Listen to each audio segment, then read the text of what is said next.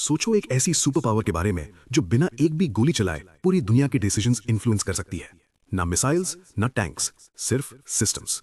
और इस सिस्टम का सेंटर है यूनाइटेड स्टेट्स। आज के टाइम में वॉर सिर्फ बॉर्डर्स पर नहीं होती, वो बैंक्स के सर्वर्स में होती है, करेंसीज के थ्रू होती है और इनविजिबल रूल्स के जरिए। इस गेम का सबसे पावरफुल वेपन है यूएस डॉलर। डॉलर सिर्फ एक करेंसी नहीं है, ये ग्लोबल ट्रेड का एंट्री पास है। ऑयल हो, इंटरनेशनल ट्रेड हो या कंट्रीज के बीच पेमेंट्स, ज्यादातर चीजें डॉलर में होती हैं। इसका मतलब सिंपल है, डॉलर सिस्टम के अंदर हो तो आप गेम में हो, बाहर हो तो आप आइसोलेट हो जाते हो। अब आते हैं आईएमएफ और वर्ल्ड बैंक पर। ये इंस्टीट्यूशंस ऑफिशियली कंट्रीज को सपोर्ट करने के लिए बने थे, लेकिन लोन्स के साथ कंडीशंस आती हैं। स्पेंडिंग कम करो, सब्सिडीज हटाओ, पॉलिसीज चेंज करो।